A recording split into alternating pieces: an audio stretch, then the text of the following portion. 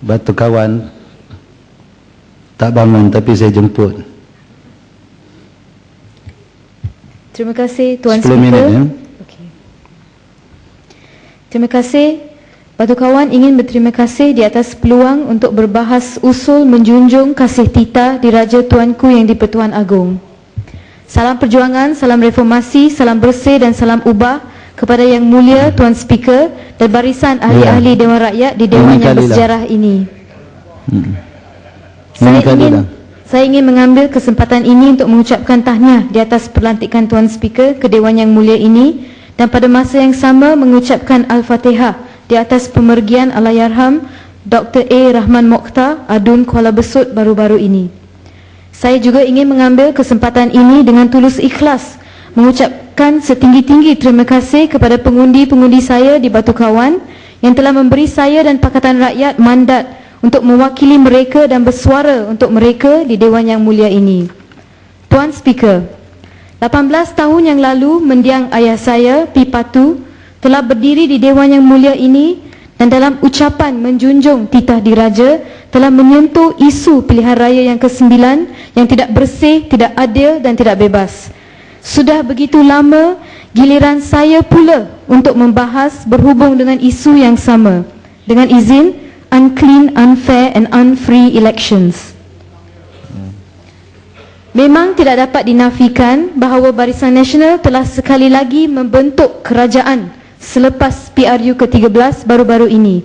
Tetapi persoalannya adalah, adakah kemenangan ini diperoleh melalui aliran proses pilihan raya yang demokratik, bersih, adil dan bebas?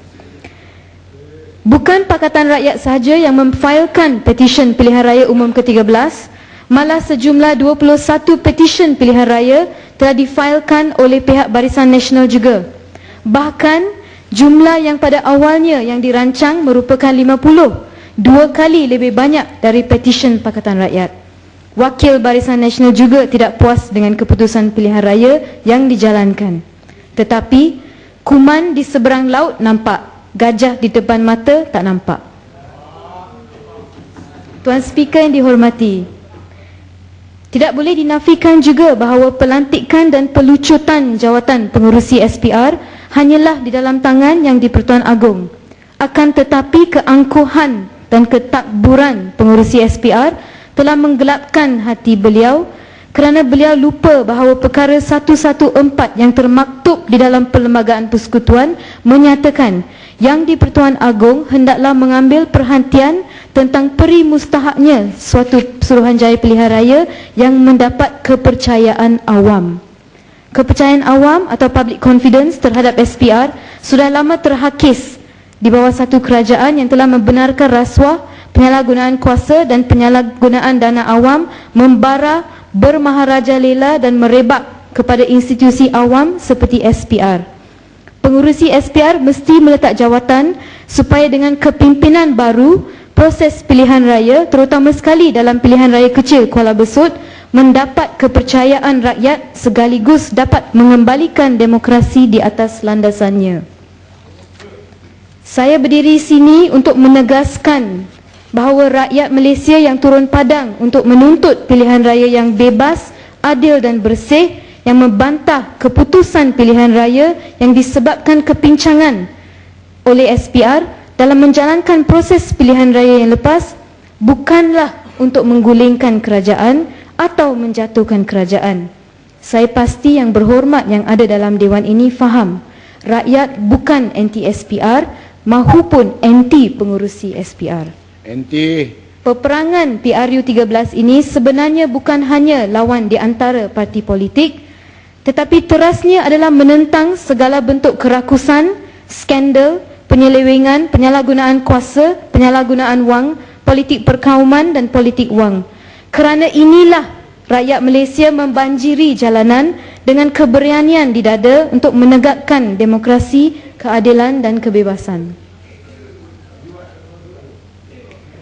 Perangai SPR dalam PRU 13 ini bercanggah dengan sorakan Perdana Menteri bahawa Malaysia mempunyai sistem demokrasi yang terbaik di dunia. Apakah perhubungan SPR dengan kerajaan BN? Adakah ianya berlandaskan moto I help you, you help me? Mengapa dihalalkan pula kegiatan tipu muslihat dan sandiwara oleh SPR?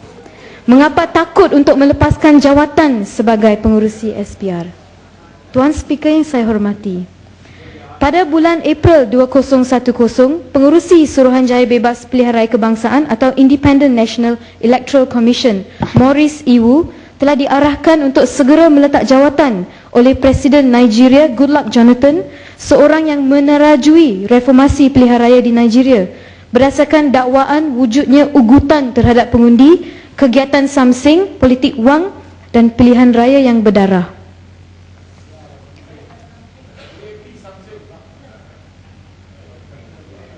DP samsing ya. Tak apalah, ini ibarat meludah ke langit akhirnya jatuh di muka sendiri. Ya. Bagaimana Batu kawan, jangan apa tu layan ya, teruskan ucapan. Baik Tuan Speaker. Bagaimana rakyat Kuala Besut yakin akan satu proses pilihan raya demokratik adil dan bersih jika pengurusi yang sama dan pasukan yang sama diamanahkan untuk menjalankan pilihan raya ini walaupun begitu banyak kelemahan yang memalukan yang masih tidak dapat diselesaikan. Mungkin Perdana Menteri akan mempertimbangkan dan mengesyorkan seorang wanita anak Malaysia yang dikenali ramai, yang berani, neutral dan bersih untuk menerajui pucuk pimpinan SPR kali ini. Saya berpendapat inilah true meaning of transformation dengan izin. Tuan Speaker yang saya hormati, semenjak tsunami politik 2008, lebih ramai wanita dilihat lebih berani bergiat dalam bidang politik yang sebelum ini dilihat sebagai permainan lelaki. Kemenangan Pakatan Rakyat di 5 buah negeri telah membuka laluan bagi pelbagai program pemberdayaan wanita di Malaysia, terutama sekali di negeri-negeri pimpinan Pakatan Rakyat. Apa yang dapat dilihat dalam keputusan pilihan raya ke-13 ini adalah sejumlah 6,664,474 iaitu 50.23% wanita telah keluar mengundi untuk memilih kerajaan baru berbanding dengan kaum lelaki sebanyak 6,660,352 iaitu 49.77%. Ini menunjukkan kaum wanita telah mengambil satu langkah yang baru dan berani untuk claim ownership dengan izin ke atas hala tuju senario politik di Malaysia.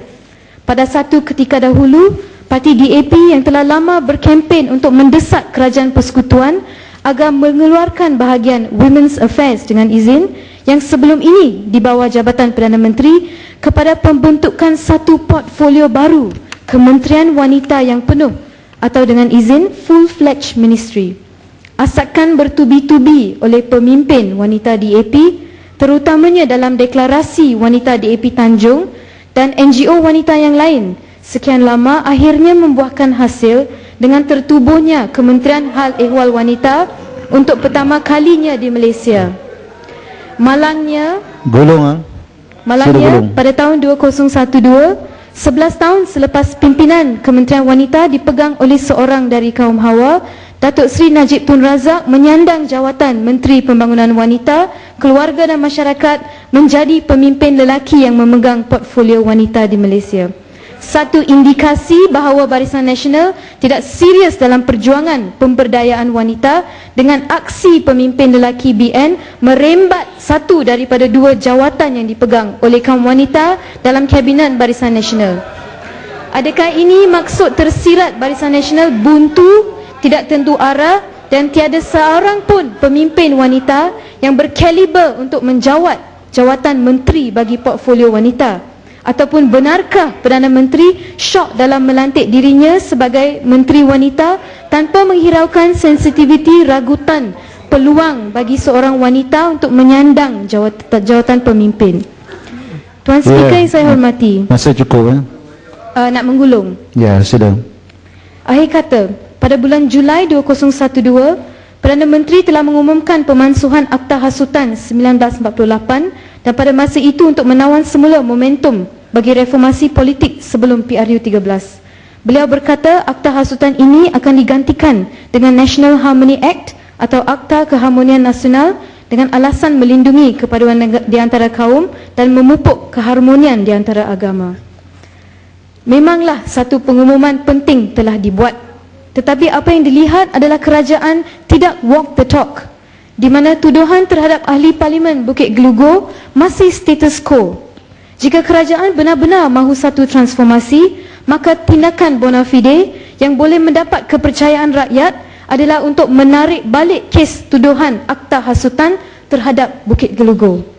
Saya membangkitkan isu ini hari ini kerana semalam dalam laman web BBC, Perdana Menteri Najib Tun Razak telah berikrar untuk memansuhkan akta hasutan 1948, akan tetapi dengan beberapa peruntukan tertentu agar negara kekal aman. Saya setuju dengan apa yang Perdana Menteri masa bawakan. cukup,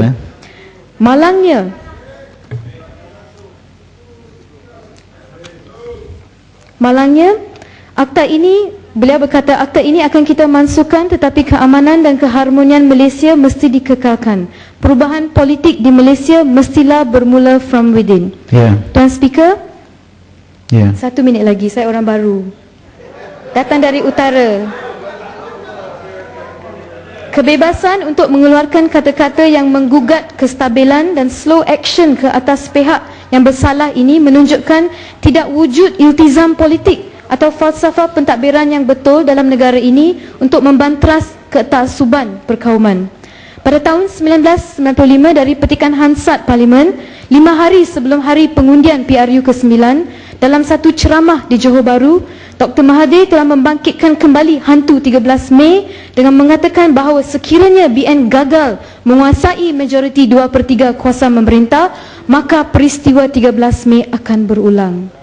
Selepas 18 tahun, apa yang telah mendiang ayah saya saksikan dalam PRU ke-9 telah saya alami dalam PRU ke-13, iaitu taktik kotor, intimidasi, politik perkauman dan politik wang.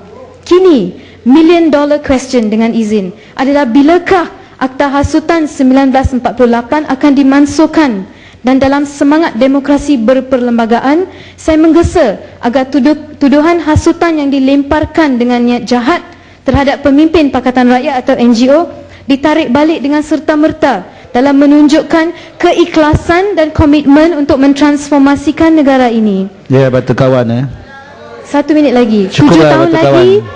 7 tahun lagi negara Malaysia akan mencapai Visi 2020. 1,5 minit lagi, Tuan Speaker. Dah cukup, Visi 20. masa dah cukup. Terima kasih batu kawan. Setengah minit. Okey, saya Terima last kasih, line, batu Tuan kawan. Speaker. Kerajaan mesti mengambil perhatian dalam naungan pembaharuan politik dan sosial dari rakyat Malaysia yang patriotik, yang cintakan tanah air ini, Batu kawan. yang mengimpikan sebuah kerajaan yang bersih, telus dan bertanggungjawab, Batu kawan. yang dipilih oleh rakyat dan berkhidmat untuk rakyat dalam membentuk sebuah negara Malaysia bagi rakyat Malaysia. Sekian, terima kasih. Terima kasih.